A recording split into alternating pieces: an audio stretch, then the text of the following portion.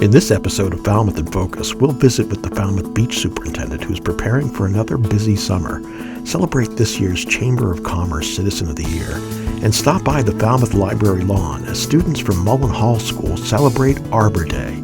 All this and much more on this episode of Falmouth in Focus.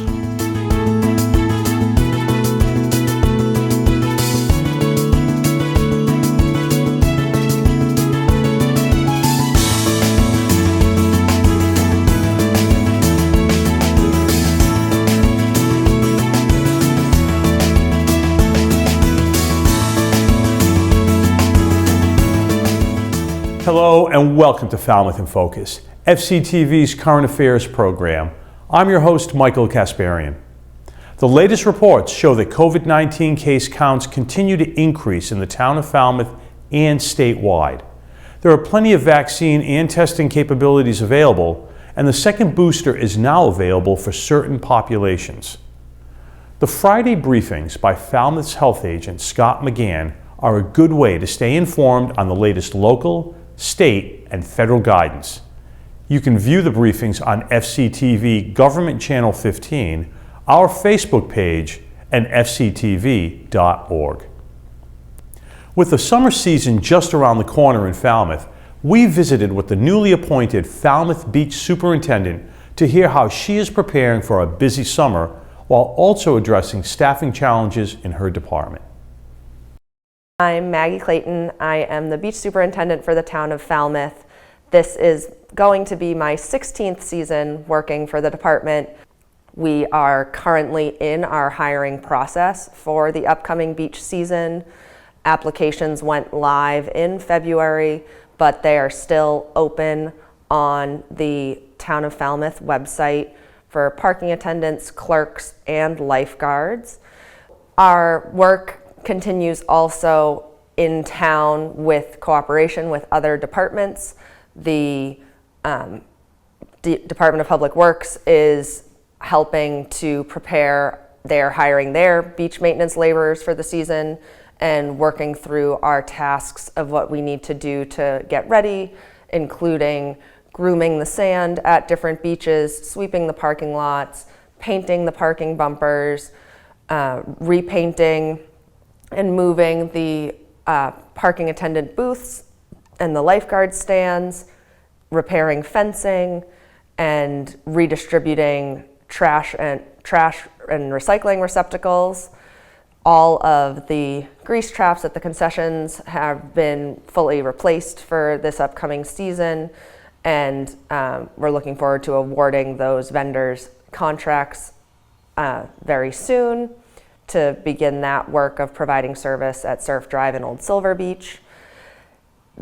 As we talk about providing a safe environment for our beachgoers, the beaches are public property that are open all the time, and we're not always there to supervise or support, but our regulations that we put in place are there to remind everyone about how to have an enjoyable time while keeping themselves and others safe, keeping off of the rocks.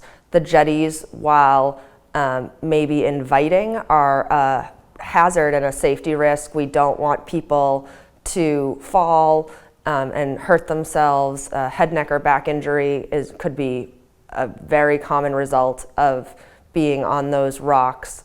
So be careful not to go. The groins are there to protect the sand. They're not there to climb on for humans. The signage that was new last season from IFAW, the International Fund for the Welfare of Animals, has information about if you see a seal, what to do, because seals are becoming more popular in this area. If we see them in the swim area, we generally alert swimmers to stay away. We won't clear the water necessarily, but you don't want to approach, intentionally go near or touch that animal. It is in its natural habitat. You are a visitor, and so that interaction is not encouraged. If you think the seal is on the beach because it is stranded, it needs support, there's information on that signage about who to call and contact so that we can protect those important marine animals. We thank you for your cooperation with our rules and regulations. We look forward to welcoming you back to enjoy another summer in Falmouth. And if you have any questions, please don't hesitate to reach out. We will see you soon.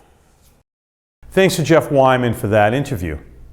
It's time now for 3 things from Town Hall, FCTV's condensed version of the takeaways from recent municipal meetings.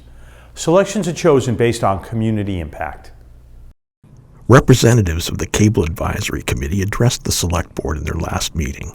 The committee was before the board to answer questions and ask the board to ratify the newly negotiated cable license contract with Comcast. After hearing from the public, the board voted unanimously to ratify the new cable license contract. The Cable Advisory Committee, we've reviewed other town licenses. We had an ascertainment hearing. We've reviewed the current license that was negotiated by the negotiating committee, which I'll get to in a little bit. I hereby move that the board, as cable television license issuing authority, vote to grant the subject cable television renewal license with a license renewal term of April 1st, 2022 to March 31st, 2032 to Comcast Cable Communications Management LLC, DBA Comcast. All terms and conditions contained in the renewal license have been agreed to by Comcast. Do I need to read the rest of it? Comcast by and through its authorized representative shall execute this renewal license agreement as set out on the signature page of the renewal license. Second. Okay. All those in favor? Aye.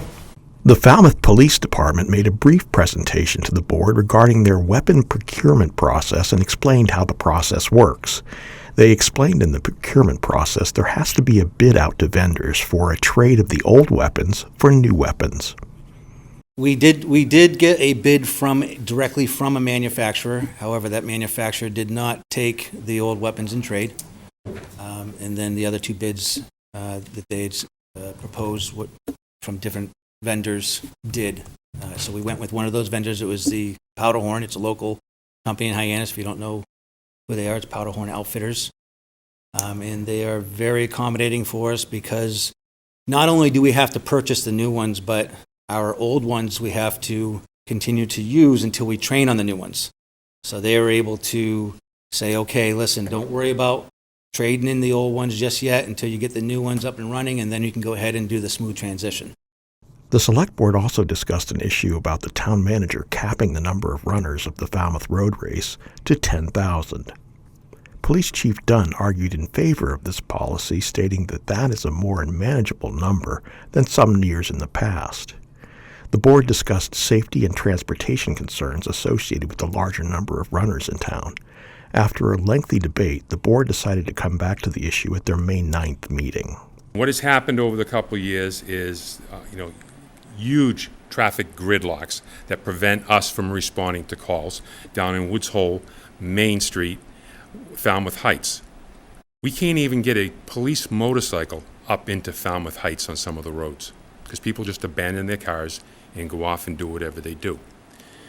To see the meetings in their entirety, check out Government Channel 15's program schedule at fctv.org. Let's turn now to our monthly calendar segment. The Woods Hole Public Library is holding its annual plant sale on May 14th from 9 a.m. to noon and is putting out the call to avid gardeners to share their successful perennials, flower and vegetable seedlings, and other plants, as the major source of material in the sale is from local gardens. People are welcome to donate plants up until the afternoon of Friday, May 13th, and plants can be dropped off at the library courtyard. For more information, call the library at 508-548-8961. And if you can't make the event in Woods Hole, stop by the Falmouth Museums on the Green on Sunday, May 15th for the Falmouth Garden Club's annual plant sale. The event will be held from 10 a.m. to 2 p.m. and a wide variety of mature perennials from local gardens will be available. It's also a great opportunity to wander the gardens that the Falmouth Garden Club maintains at the Falmouth Historical Society while picking out plants for your garden. Go to falmouthgardenclub.org for more information. On May 19th, don't forget to join us at 7 p.m. for the next virtual installment of our open mic series, Poetic License. Sign up for another night of poetry and prose, stories and songs, with entertainment provided by you and your friends and neighbors. May's suggested theme is Bloom Where You Are Planted. Pre-register by Wednesday, May 18th to receive your Zoom login information. Check out fctv.org for more details. And finally, the Falmouth Farmers Market season is just around the corner, so mark your calendars for May 26th. Come visit a thriving community farmers market with fresh produce and food artisans from southeastern Massachusetts every Thursday from 12 noon to 5 p.m. at Marine Park. Join us after a quick break for a visit to May Day at the Coonamesssett Farm. Stay with us.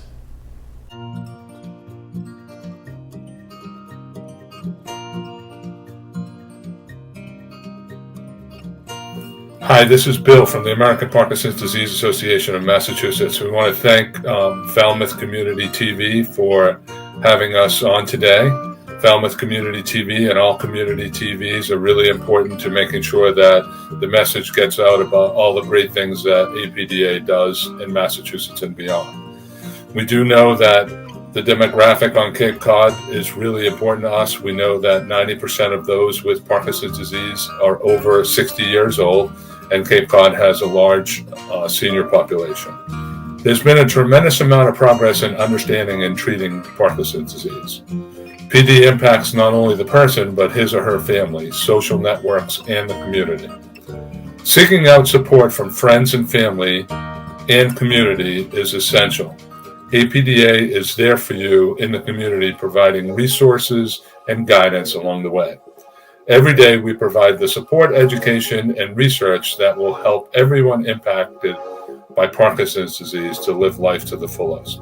We hope that you'll reach out if you have any questions. We have an informational referral center here in Massachusetts, and we'll have the information at the very end. Thank you.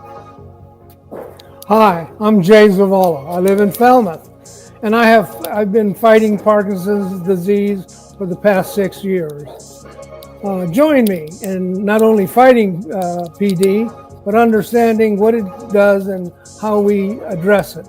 Tremors, rigid muscles, slow movement, and some difficulty with balance. So we've got the resources and the supports to help you all out. We provide educational programs for people with PD and their families, friends, and care partners. We have support groups that are a great way to receive information and meet others who understand. There's a tremendous amount of research going on, learning about clinical research trials that are ongoing in Massachusetts. There's physical therapy, occupational therapy, speech programs, specially designed for people with Parkinson's, art and movement classes. We can engage in all of these activities. We'll share the information with you and fight this battle together. Thank you.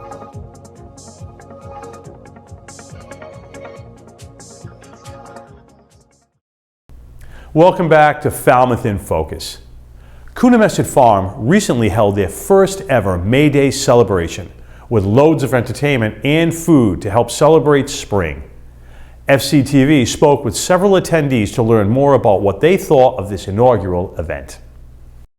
We all of a sudden were just like, all right, let's do it April 1st. So we put this together in a month, and here we are. It's crazy. So we got 22 artisans. We have Buffalo Jump is here.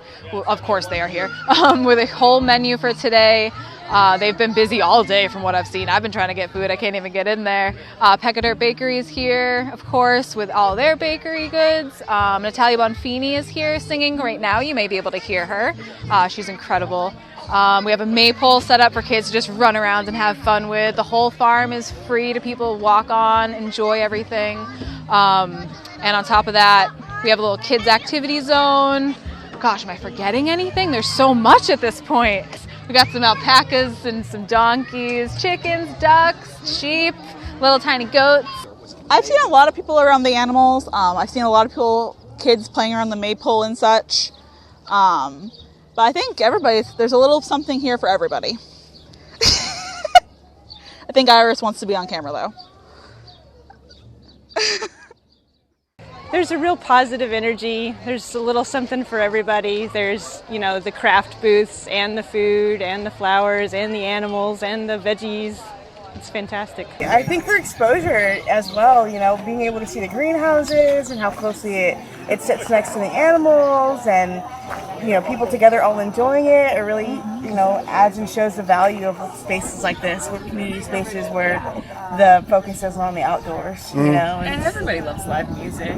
Yeah, local stuff. Absolutely. I think it's gone amazingly. Like, it's 10 times busier. I knew it was going to be busy, but it's a lot busier than I thought it was going to be.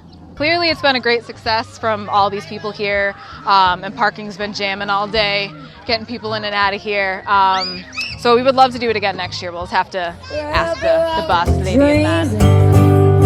Have you any dreams you'd like to sell? Dreams of loneliness, thanks girls, heartbeat doesn't matter. Thanks to FCTV member Kurt Achen for covering that wonderful event. On April 18th, the Global Pandemic's Bereavement Stonewalk project made a stop at Falmouth Hospital, where healthcare staff pulled a 1-ton memorial stone representing the impact of COVID-19. The project involves pulling the stone through communities to hospitals, where healthcare staff meet the stone and speak to the grief and impact of the pandemic. While it would be impossible to touch the gravestones of those who have succumbed to the viruses that have spread throughout the globe, we can, at the very least, while we're here together today, if only symbolically, claim the moral privilege of having touched and moved this stone in their honor.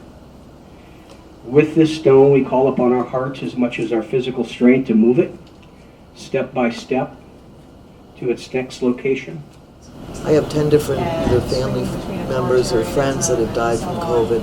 It's a place to go to grieve together, to mourn that loss, and to heal. To me, it's very simple. It's those two things. This is a monument that goes where it's needed. It's not like the monuments in DC where people have to go to it. And there's just something about the struggle with pulling the stone that reminds us of the struggles that we've all been under, the struggles of fear, the struggles of loss of loved ones. The sharing that happens at the stone, you can't predict it.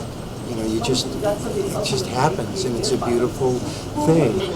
So when I heard about them starting the Stonewalk, I felt like it's time that we start including the hospitals, the healthcare people, because they need to keep going too. It's like the oxygen mask on the plane. We forget to put it on so that we can take care of other people. When people view what took place here at Falmouth Hospital, I hope they realize the importance of universal symbols. Its journey is undefined, and the spirit of those involved determine where it goes, and it's unpredictable. And I hope people find in learning about this stone, particularly at the two Cape Cod hospitals, that it strengthens their belief and understanding in process, in the journey. And that's what the stone embodies. The Stonewalk carriage, which cradles the bereavement stone, allows us to walk with it, to synchronize our hearts and souls around the common purpose, which is nothing more or nothing less than marking this time in our journey here on earth as sacred. For when humanity suffers, a sacred bond is struck that knows no boundaries, speaks only the common language of grief, and relies on faith and trust and love. The next walk is scheduled for New York City this summer, where marathon runners are welcome to pull the stone. Thanks to FCTV member Chris Smallers for covering that event. On April 27th, the Falmouth Chamber of Commerce celebrated Jay Zavala as their Citizen of the Year. A resident and advocate for the Falmouth community for more than 2 decades, Jay has demonstrated his dedication to the community through many avenues of civic activity. FCTV was at the Seacrest Beach Hotel for this special event. So we are so pleased to be here tonight to honor Jay Zavala as our 2022 Citizen of the Year. I can't think of anyone this year who is nominated more deserving than Jay. It's going to be a wonderful evening to honor someone that's really dedicated so many years and so much of his time to the town of Falmouth. I would say Jay is the legacy for the success of the Chamber going forward. You're very generous. Thank you. Thank you, Senator. I'm just telling the truth. Jay's been an incredible person for us with the APDA. He's been really great support system for everybody in the community, and he's really great about rallying everybody with Parkinson's disease on the Cape, and he's so deserving of this. He's great. As one of his nominators, I'm particularly pleased to have been able to let the community know about all the amazing work he's been doing throughout the years, and I'm just so pleased to be here to celebrate him tonight. Congratulations, Jay. You really put the effort in and made the Falmouth Chamber what it is today. Really appreciated your time on the Cape Cod Commission when I was there. Love you, pal. You know, I speak often about Falmouth being a mosaic of people. Jay Zavala is a shining tile in that mosaic. I've sat next to him for years and years doing live election coverage here on FCTV, but more importantly, have developed a friendship and a profound respect for the example that he has set for what it means to be part of a community. So congratulations, my friend, and keep up the great work. He just loves Falmouth, and what the great representative for the town. He's involved in many nonprofits, and he just gives his whole heart and soul to Falmouth. So congratulations, Jay. We're thrilled for you. I volunteer because I'm curious. I find deep satisfaction in collaborating, participating, and problem solving. I've learned that alone we seldom exceed our own expectations. So I join with others to make our expectations come alive and known to others so that they may help us reach our goals. We learn, we share, and we take from one another. Together we can flourish. Look around you. Through more than some cosmic chance, in this room, we have the alchemy for success. Jay and I have been side by side through all the things that he does and all the things that I do, and he's earned this, and I'm really, really, really proud of him. And he's very happy, and so am I. This is a wonderful honor, and it wasn't in his radar. It totally surprised him. For the first time, as I've known him, he was totally speechless, but he's very, very honored by this award. Thank you so much for all of you that have helped to support my dad for his work over these past 20 years. I know he loves you. For that, I love you as well. And keep pushing him to give back even more, because he's not done yet. Well, I'm not thinking so much as I'm feeling. I'm feeling the love and affection of the people that I know and admire, people who have helped me become a part of the community, people that have worked together with me and others to do what we can to make our community better. And I like the company that I keep. And they are the citizens of Falmouth and Cape Cod. So thank you all for being here.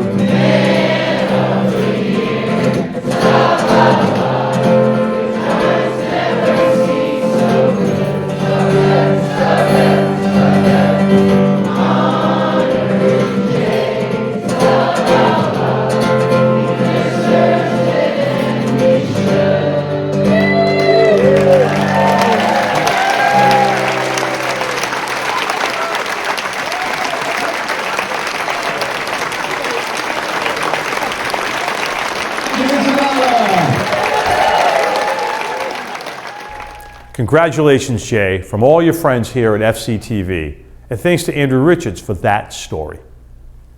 We're going to take a quick break, and when we return, we'll check in with some Mullen-Hall students as they celebrate Arbor Day. Stay with us.